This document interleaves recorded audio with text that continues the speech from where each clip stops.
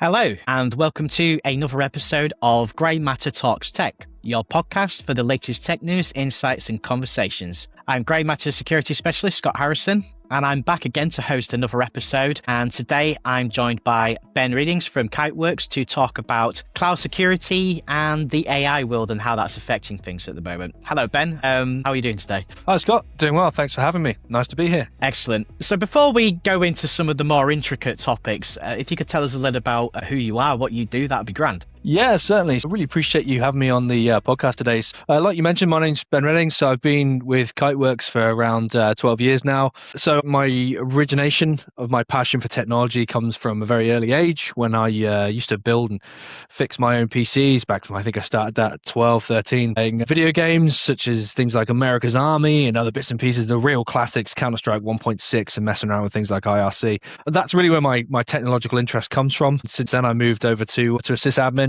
role and then to a security vendor, and I've been working with Kiteworks looking after our customers' data security needs for quite a long time since then, about 12 years. Excellent. As an ex-Command & Conquer player myself previously, AI is almost turning into a real-life Ava these days, if I remember that is the computer from the game originally. I think AI, and I've heard some absolute shockers at different events and different newsletters I've subscribed to. I think one of the most frightening ones I saw recently was a developer who'd been asked to optimize their database and entries and just throw it all into a third-party LLM, every bit of customer data that they had. And it was only caught by their lead developer walking past the screen at the time saying, "Hang on a minute, what are you doing there?" I mean, that's obviously an open world example, but what would you say are the other associated security challenges when it comes to sensitive data, cloud and AI technologies? I mean, it's a joy, isn't it? Because these AI systems and these agents, they've made our lives in some ways so much easier that we're almost being kind of caught out by that success. Because when it comes to those labor-intensive tasks, when it comes to things like optimizing code, looking through audit logs or summarizing large regulations and pieces of data, whether they're internal or external, frankly speaking, the amount of efficiency you get from an AI system is unmatched. You can just throw it all into GPT or Claude or whatever system, and you get this really nice tight summary, which is generally pretty accurate. And that is a tempting prospect for people to do. And naturally, when it comes to non-sensitive data, it's really, really helpful. But there is that huge risk there, like you mentioned, with that sensitive information. And it's really important to avoid that temptation to grab all that data that you have that includes, I mean, it could be anything. It could be your customer's health data. It could be PII, whatever that may be, and throw it onto an external system. Because granted, it's not like you, as Scott, can interact with that same system and say, "Hey, tell me everything that Ben just did and get all my data straight away." But it is still used as training data. And there are still certainly ways in which that data can leak. And that's a really, really scary situation to be in, certainly from a regulatory standpoint as well, because you need to be able to account for where your customer's data is, especially if it's governed by things like GDPR and the upcoming EU AI Act and various other bits and pieces. So the message that we focus on in Kiteworks is who has access to your data and can you prove that? And when we say who, historically, and this is a really interesting phase, I'm sure you'll agree that we're in at the moment with this kind of split between human and digital employees, where it used to be a case of who has access to your data at what level from the human perspective. And now we really need to ask that question from the digital perspective as well, as to what level of access to your data do these AI systems have? Can your users just pull data out of your data storage systems and just throw it all into an external AI, or do you have guardrails in place to prevent that? And that's something that, to be honest, I think we're not probably looking at enough in the wider world, and it's something that we need to look at a lot more. And that's certainly very, very high on our radar on Kiteworks, and that's one of the things that we look at a lot with the Kiteworks data policies as well. Absolutely. And from that statement, and I think this is kind of a general one, are we taking security seriously enough when it comes to using the cloud and AI? I mean, it's a tough question. I think, can we take it seriously enough, I think is what I would ask. I would argue that, I mean, I would certainly say that we're not. I mean, if you look back at the early days of things like email, it was always functionality first, wasn't it? It was a case of, here's this great thing that we bring to the world, which is really, really cool, and massively improves workflow. And security kind of came a lot.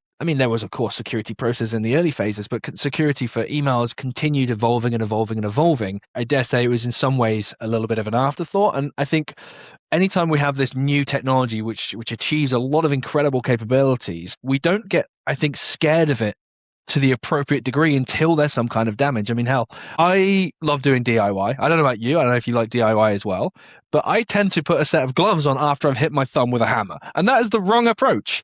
But I think that's probably a common approach. And I think that's the risk with some of this AI stuff is we need to make sure that we're really wearing gloves and eye protection before we hit our thumb with a hammer. Yeah, and I agree. AI from a productivity perspective, from an automation perspective, is genuinely there and is making life easier, especially when you think about things like massive data analysis platforms. But me, from a security perspective, looking at it, some of the challenges that we're now seeing about people being able to remove guardrails from certain LLM systems. There's now local versions of things like Claude that you can download and just keep on your PC. It doesn't have to be connected to the internet, not to mention actual AI engines that are designed with cyber criminality embedded into them, i.e. write me a bit of ransomware that's going to do A, B, C, and D.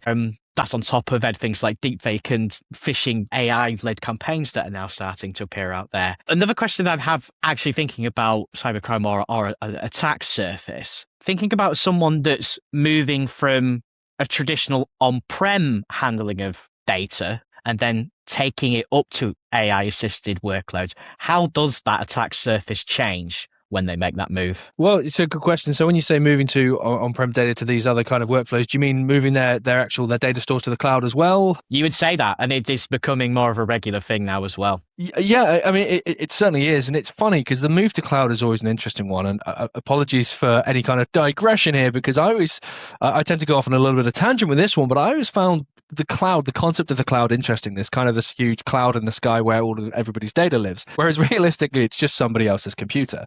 And cloud's interesting because certainly we've had this big push to cloud for the last, I don't know, what would you say, 5-10 years, probably the major push to cloud. We've had that for some time, and there is certainly now a lot more of a focus on who is this cloud? What do we have in terms of both data sovereignty and digital sovereignty? So who truly owns the location of this data and who truly owns this data? Because of course, if we take, I'm not going to name them, but if you take, for example, a major cloud service provider, there are questions that we're asking now. Yes, I can put my data in a certain location and say, I must have my data in the UK, either for my own reasons or to satisfy regulatory reasons. But that's purely a data sovereignty strategy. Then you have the digital sovereignty strategy component to that as well of, okay, well, my data exists in that location, but to what degree can third parties who run this infrastructure take that data away, provide that to other organizations because they inherently have access to it if they're hosting it in theory, and to what level am I hardened from serious world events if something will happen to impact that third party supplier, for example. And that's why we're coming to move more towards, I think, a digital sovereignty structure. And now to kind of loop back to your original question, which I promise I am coming to, I think we have these kind of similar concerns, and you need to be thinking about these similar things when we move from on-premise models with interaction between AI systems to kind of cloud models, because naturally any cloud model, for all the configuration and capability in the world, you naturally have less ownership and less control over it. And that is one of the things that makes it so attractive, is because we don't have the associated costs of the maintenance and sure, we're still covering costs for things like infrastructure, but we're not paying so much for expertise because there's an external team of people managing the systems and things and so on. And that's what makes it very, very attractive. But to what extent is that data accessible by other third parties, shared, used for training data? And these are all questions that we really, really need to be asking when it comes to any kind of letting go of that full ownership of that AI engine. Absolutely. And I would add to that by saying that a consideration of, and you will always get the question, our business wants to use AI. Okay, how would you like to use that? What exactly are you going to use it for? And I think there's some preparation around, okay, do an AI assessment with your almost like a proof of concept pre-design before you actually start implementing it. And certainly on the back of that, an AI usage policy, I feel, would also be useful. I mean, thinking about that, what would be the top 3 items on an AI usage policy that an organization would be looking at if they're approaching that? Yes, I mean, so that's a great question. It's a great subject to talk about. And I'd love to get your perspective on this a little bit as well, on kind of what you're seeing that your customers are doing with these bits and pieces. But I think with AI strategy as a whole, what we see quite a lot is the problem is AI, it's moving so fast. I mean, when you think about it, really the generative models kind of came really true. I mean, yeah, we've been using AI and machine learning and things since probably the late 80s, early 90s, and in some very basic form. But the truly generative models, I think, was around 2018 where that came out and really kind of rocked the world. And then through 2024 with things like MCP, and now you've got kind of these the open source things like Claudebot and OpenClaw and all this other stuff for doing other stuff. The problem is an industry, it's moving so quickly that nobody wants to be left behind with really good reason. Because if your competitors are all able to supercharge their productivity, as a lot of the marketing would say, and really reduce the labor intensive actions, the last thing you want is to be left behind for fear of being less relevant. And that means I think a lot of organizations are throwing as much AI in kind of to this bucket as they possibly can to see kind of what comes out and organically what kind of happens as a result of that. And I think what's really important is to have a true AI strategy of what labor intensive tasks do you have? What do you want to optimize? What do you want to achieve with your AI strategy? Are you wanting to reduce, if we take a SOC, are you wanting to reduce log fatigue? If we take, marketing teams, are you wanting to reduce the amount of work you're having to do with formatting things? If we take legally, you wanting to reduce the amount of time you're spending combing through regulation, and to ensure that the guardrails that we put in place are specific to the use cases that we have. And the common use cases we see are kind of some of those that I just mentioned, but certainly the scarier ones tend to be things like your tech support chatbots, certainly your legal assistants and things, because that's when they tend to be interacting with customer data, customer PII, and all sorts of other bits and pieces like that. And the reason I mentioned the tech support bot, because that tends to be a little bit of a less thought of scary one, is because often tech support bots have access to quite a serious amount of knowledge of your technology. And that's something which, if you don't have the right guardrails in place, can be leaked with effective questioning. And so that actually can be a really scary one for leaking IP. So coming back to your original question, apologies, I'm waffling. Firstly, ensure that you have robust protection over what your AI agents can access. So it's important to have rigid policy in place so that they are blocked from accessing data they shouldn't be. And there's a lot of different ways that you can do this. Naturally, coming from the Kiteworks side of things, there's lots of ways that Kiteworks specifically can help you with that. But there are simple guardrails that you can put in place, not as effective, of course, but to just ensure that these systems have specific prevention from accessing sensitive data. That's certainly the biggest one. And the second one that I would say, make sure you have auditability. Make sure you can see what your agents are doing. If you can't see what they're doing and you've got these blind spots, then you can't effectively prove that you're managing that level of access. And then, of course, the third one is always anything that they are exchanging, make sure it's protected. So make sure you have the classics in place. You've got encryption in transit, encryption at rest for that, where that data lives and things, to ensure that if they are interacting with protected data in an authorized way, make sure it's safe. But yeah, what are your customers doing with AI? I think we've got all of that and the above, and one of the key areas that we're seeing shifts, and we've done previous webinars on this as well, is using it more for development purposes. And to repeat something we had on one session, which was make sure you're building security throughout the process. And you're kind of saying the same things there. It needs to be implemented at every stage, or thought about at every stage now. And that a mention of the chatbot, I think I have seen an example of that where it was a support bot, and I can't remember which website it's on now, but effectively the user asked this chat agent to give them a recipe, I think it was for lemon pound cake, and it fully delivered the answer to them. Now, okay, whilst that's kind of a harmless thing and you're kind of tricking it, or I'm not going to use the word hallucination because that has been bandied around a lot more, it is that whole question of, well, okay, if you can ask it that, you're right. What else does that have access to within that internal system? What information have you got it linked to? Yeah, I mean that's a really good example. I mean, I think it's a great example because, like you say, I mean, whilst it's not specifically any sensitive corporate data, that tells you that, okay, that's interesting. What else can I ask this thing to do? And there's loads and loads of examples, and some of them are really interesting as well. Some of them are quite funny. I like the one, there was a major fast food chain that tried to implement AI, I think, in the drive-throughs, and that didn't go very well because there were people were finding a way to order like thousands and thousands of chicken nuggets and things and various other stuff. And it's quite amusing because anytime you release a new technology, people are going to find a way to abuse that technology. It's just how it works. It's a fact. And so that's what you need to harden against. That's what you need to protect against. And what's really tricky with digital employees, as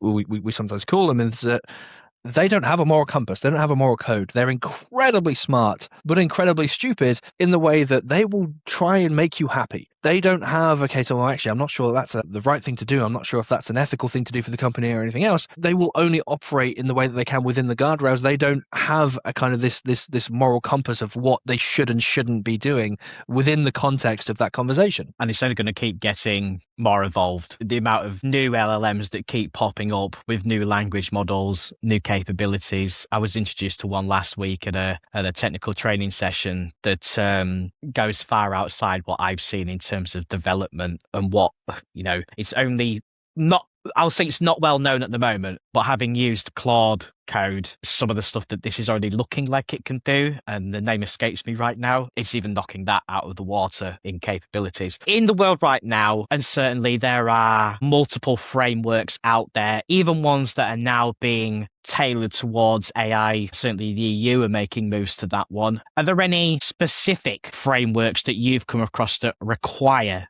a secure data exchange? So that's a good question. I mean, a lot of the frameworks that we regularly work with require you to protect your data in a certain way and aren't necessarily specific around the data exchange process, but that naturally is a key part of what you're doing with that data. And so that's why Kiteworks fits in a really, really nice spot there to ensure that you don't have this big gap with your data exchange process of, okay, well, we're doing whatever we need to do to protect the data within our perimeter. When we're exchanging the data, we kind of use these various different systems and processes. It's important that when you're ensuring that you're complying to things, the classics like your GDPR, or if you're looking at things like NIS2 and DORA, that the system hardening, the encryption, the auditing is applying to your data exchange processes as well. And there's lots and lots and lots of regulations out there. I mean, some of the classics, like I mentioned, are of course your GDPR, but there's also, you've got your CMMC for your US-based transaction of data with things like Department of Defense. You've got things like your BSIC5 for your cloud security over more in the German way. Specific to the AI side of things, Europe is kind of at a bit of a forefront. And this is a really interesting regulation. I don't know how much you've read into this, because it's kind of partially deployed and it's kind of continuing on a gradual rollout, but is the EU AI Act. And that's really interesting piece of legislation because that mandates certain things depending on the type of risk associated with that data. So, I mean, there are blanket rules as well. There should be that the AI system should not be used for things like collecting data through deceptive purposes and things, which is kind of a common sense one. But then you've also got kind of certain specific requirements based on whether or not the data or the corporation is high risk or medium risk or low risk and so on. And that's kind of, I think, leading the world with AI regulation. And again, coming back to your original question, these ultimately all apply to data exchange as well, because when you've got data in your perimeter, most of these regulations, there's a lot of overlap. You need to ensure that you have auditability, you need to ensure that you're protecting, you need to typically ensure you're collecting data only for relevant purposes. That's a big GDPR one, making sure that if you've collected a piece of data based on a user onboarding or something, you're not then just going and using this data for something completely different. There's a lot of overlap between these, and this really does apply, like I mentioned, to that data exchange process as well, just kind of naturally. And with regulations evolving so quickly, we've got, not that it's AI related, but come April, there are big changes on the Cyber Essentials scheme regarding MFA enforcement and more focus on cloud. And you've already noted, yes, upcoming changes onto the UK GDPR. How would you best recommend that organizations avoid playing a constant catch up, and what would be the cost if they get that wrong? Well, that's a great question, isn't it? Because you've got a few different avenues of getting regulation wrong. I mean, you've got, of course, the kind of any organization's nightmare scenario of getting breached. And if you're breached and you fail to meet a regulation, and that's kind of the way that they've got in, is because let's take a very, very simple one and say that you weren't encrypting some of your data and then that data got leaked and it was plain text readable, then that's going to be, by probably a number of regulations, a huge issue, because you're going to get breached, which means, well, you've been breached and you need to deal with that reputational damage as well as whatever financial damage you have to deal with as well, with regards to any kind of compensation, if you're getting into kind of ransomware discussions and things. But then you've also got to deal with the cost of any potential fines for breaching that regulation as well. So the nightmare scenario is always the data breach. But in order to stay ahead of regulation, I would say that if you are, for example, needing to ensure that you're compliant to, let's take just a couple off the shelf and say NIS2 and GDPR, it's important to still maintain an awareness of the other regulations as well. because there's always overlap. So one of the things that Kiteworks did recently is that we worked very, very hard to ensure that our system was built in a way which is aligned with the NIST cybersecurity framework. Built the system and so that the configurations, and of course we meet lots and lots of regulations and help our customers meet lots of regulations, things like GDPR and NIS2 and DORA and other bits and pieces. But we built a lot of the configuration and the policy engine in line with things like the NIST cybersecurity framework. And there's so much crossover that organically that helped us meet a lot of different regulations almost out of the box with some kind of minor additions to configuration and changes in bits and pieces. And that's certainly the recommendation I would give to any organization looking at their regulatory strategy is to, yep, okay, we're in place, we're meeting GDPR, that's perfect, we're Cyber Essentials certified, whatever else. But stay aware of your CMMC, stay aware of your externals, because realistically, when we're tweaking and updating regulations, a lot of the time we're looking at other regulations and saying, what are they doing really nicely that we're not? Or what are they mandating really nicely that we're not mandating? Because we'll probably factor that in the future, because ultimately they will, in different ways, looking to achieve the same thing, which is to protect your environment and to protect your data. Weirdly enough, I've been speaking to our in-house DPO this morning, who was regaling me and showing me a data exchange processing procedure that we've got to put in. And this is again due to changes that are coming in. And there's a lot in there around internal governance, how personal data is processed, measuring for data quality. I think it needs to be, as you say, either, I mean, you could even say you could maybe use AI for it. I don't know if you really want to put all the data out there, but if you're not sure, with all the changes, we've got guys like we can get on calls, and even our DPO said, because it was related to a customer, if you're finding some of this challenging and you don't have the know-how in-house, we've got the advice, and we've got you guys and many other vendors that we can bring into and talk about this. Don't sort of sit and worry or get caught up with everything or get bogged down, because you might be an IT guy that's being tasked to sort out your data security as well. So Ben, talk us through too many acronyms here: SaaS, IaaS, and PaaS, and on-prem data security. Yeah, certainly. So, like you say, that is the joy of IT, isn't it? Is that it really is an acronym soup, and that there are only more being invented as we go on. But yeah, certainly. So what you've got in terms of your various different deployment models in the world are you have your SaaS, or your software as a service. You have your IaaS, your infrastructure as a service. You have your PaaS, your platform as a service, and then of course you've got your on-prem, and these are kind of the key different deployment methodologies. I mean, you have a lot of as a service models for various different kind of systems and technologies, but what we typically focus on is the SaaS, the IaaS, the PaaS, and the on-prem. And the on-prem is kind of as it says on the tin, so to speak. In it's a case of you've got your own data center or your own kind of part of the office where you're hosting your own services. Certainly less common now, more common for really, really rigid security requirements where you've got customers who want to do air-gapped systems and bits and pieces which are physically disconnected from the internet. That's quite common in operational technology environments or critical national infrastructure, military, that sort of thing, where they'll have some of these air-gapped environments. But also when you've got situations with really strict sovereignty requirements where you must have complete control over your data. They tend to follow on-premise models where they're fully hosting their own services.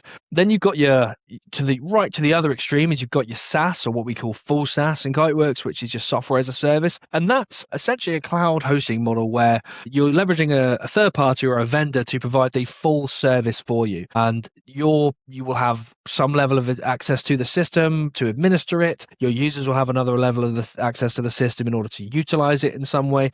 But a large portion of that administration is typically done by the software vendor. And of course, all of the infrastructure is externally handled by that vendor or their third parties. One of the challenges of SaaS is it tends to involve a lot of multi-tenancy. And in a lot of cases, that's okay. But when it comes to sensitive data and things, we typically argue that's not okay, especially when you've got things like multi-tenanted encryption keys, because if you've got, let's say, 300 customers on a single multi-tenanted system and one of those keys gets broken, gets breached, then suddenly that key, you've got access theoretically to all of those systems. So that's one of the concerns with multi-tenancy and SaaS systems. So then you've got your IaaS and your PaaS models. So your infrastructure as a service, which is where the vendor will typically manage the full infrastructure, but you'll still be responsible for the administration, the full administration of that system. You're not going to have to mess with networking, DNS, IPs, any kind of the external perimeter network infrastructure, like the firewalls or anything like that.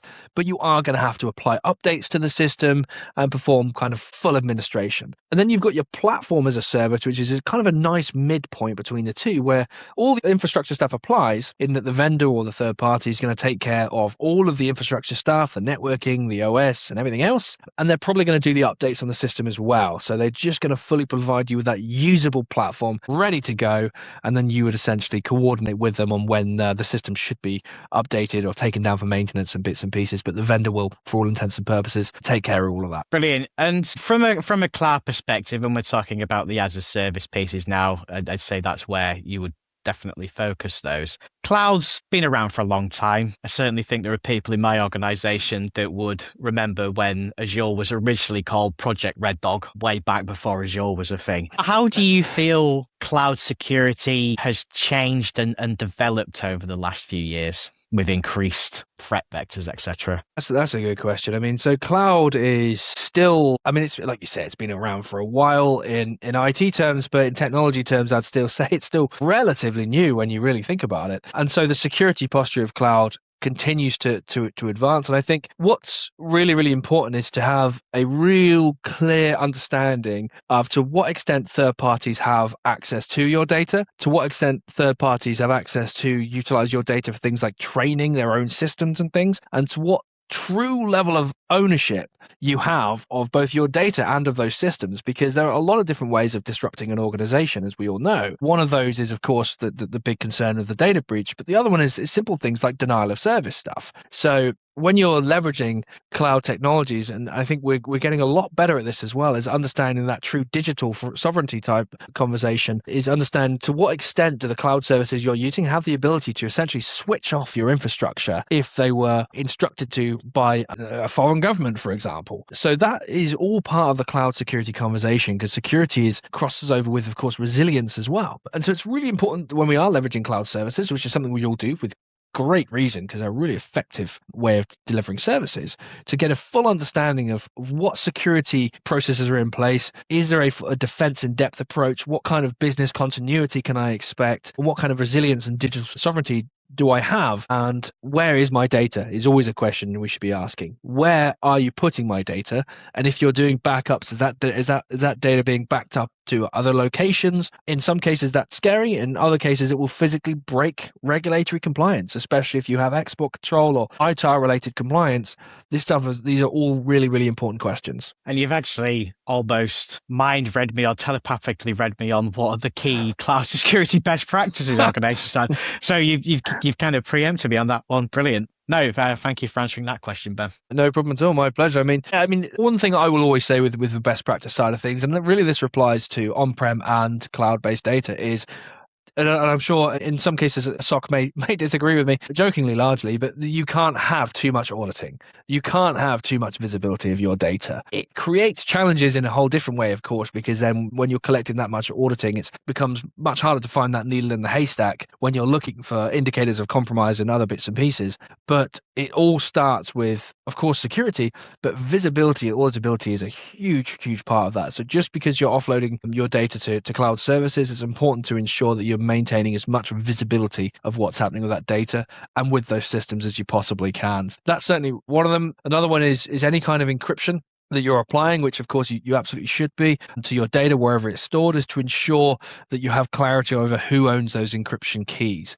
And that's quite a big one as well. And that's a big one for Kiteworks, because we've always been very, very passionate that our customers own the encryption keys, but that depending on the cloud services you're using, that may well not be the case. And so that's something to be very, very careful with, and to ensure that you're very, very aware of, because there is that conversation around legal ownership of those encryption keys. If they're not owned by you as the customer, who owns those keys, and to what extent does that give them access to your data? It's always something to be very, very careful with. Moving more into the technology side, for an organization that might already be using some kind of existing file sharing or a collaboration tool, what does a transition to Kiteworks look like in practice? And I'm sure the question, and we hear this all the time, is how disruptive is that? Well, no, I mean, that's a really good question. One of the things that really sets Kiteworks apart is firstly, it's our security first strategy. So Kiteworks has always been a security first vendor in the sense that we look at the security of the platform and then we kind of work backwards from there. So every code change we make, everything that we do on the system, we've got our security eyes looking on it to ensure that it meets our robust security criteria. But secondary to that, the thing that sets us apart is that we are kind of a full platform. Kiteworks is focused on being this full data exchange platform.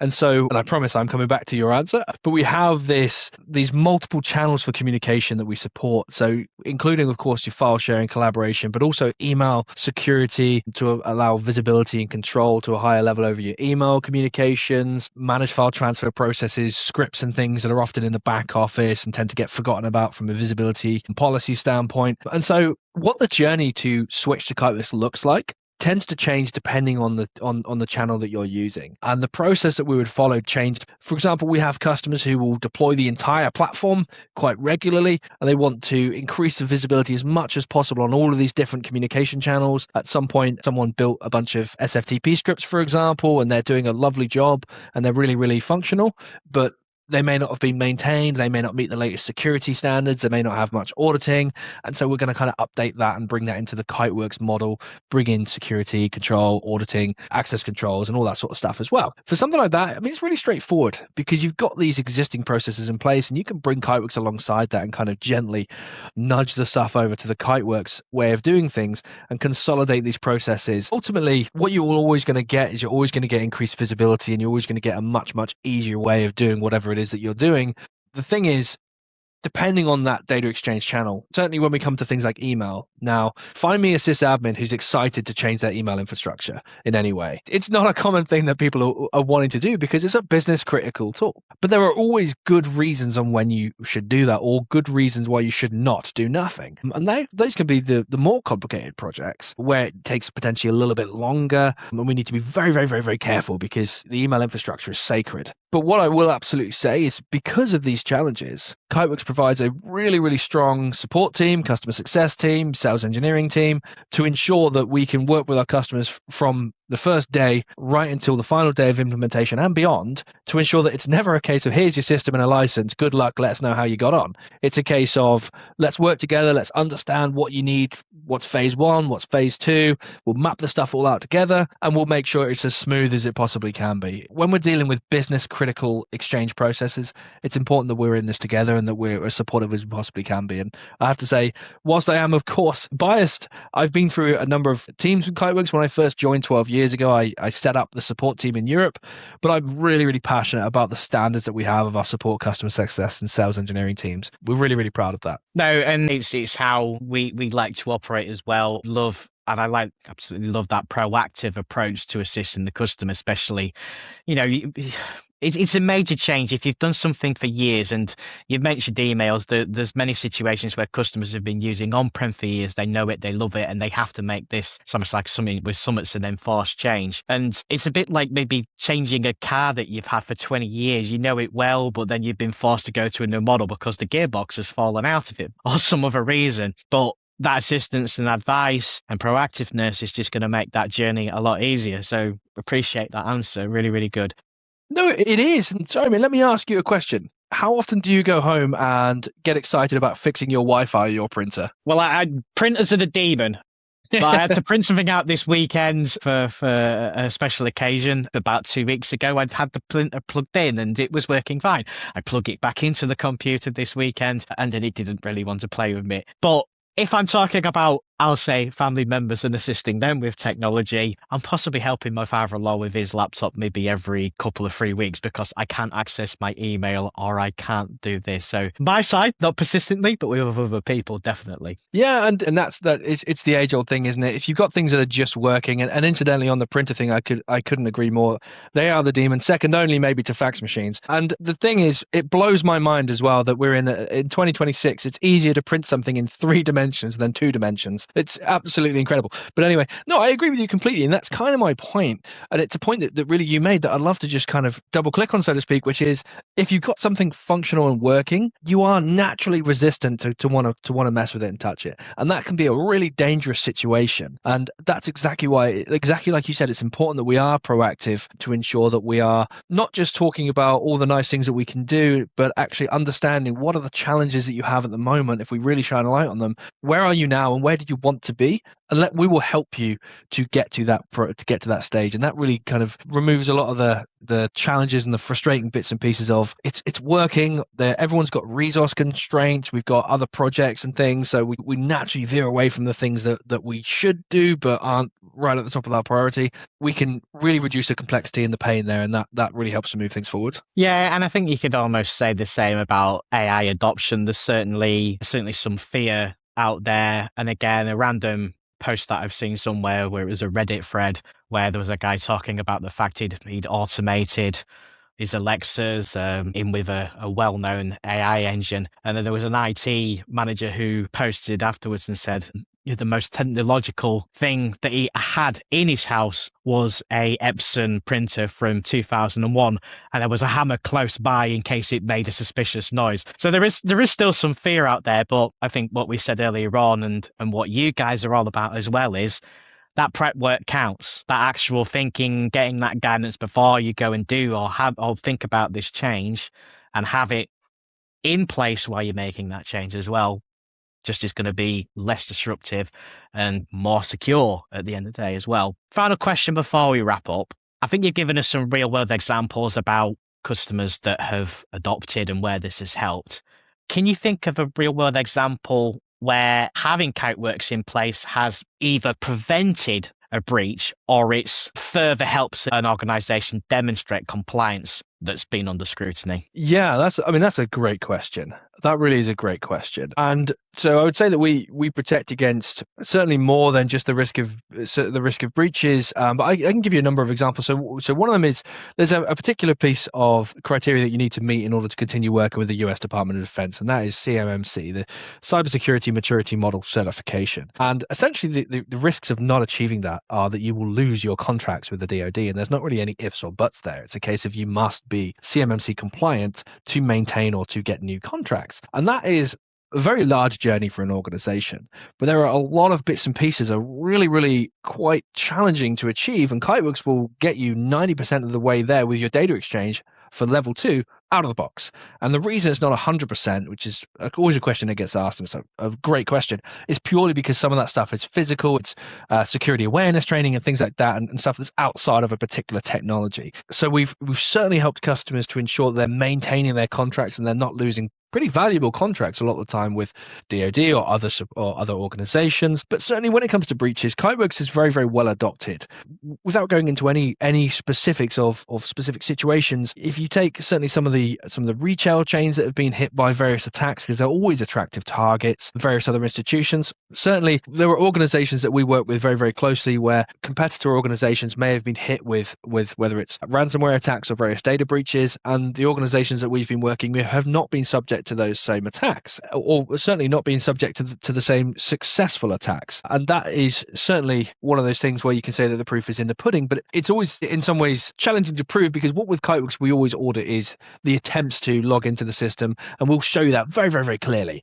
And we'll put that on a dashboard that says these are all the different people trying to access your system, these are all the different protections in place to prevent that happening. But when an organization gets physically breached, that's a completely tangible event that's happened. And this is one of the challenges that we sometimes have when we're talking about this, is it's very, very difficult, or it can be very difficult to prove all the times that you could have got breached but didn't. But certainly what we can say is that organizations that we've been working with that are in a similar area or vertical to organizations that have been unfortunately successfully attacked and breached have been very well protected from those situations and have not been susceptible to that. There are certainly many, many situations in which we have protected our customers, and it's one of the things that purely beyond simply working for an organization, as an individual I'm very, very passionate about, is being able to protect the data of both organizations but ultimately of human end users. It's a great thing to be able to do. Yeah, and I think there's a lot of other boxes that are ticked there, i.e., if we're looking at specific frameworks like ISO 20001, your logging and your auditing, it's a big part of multiple parts of that.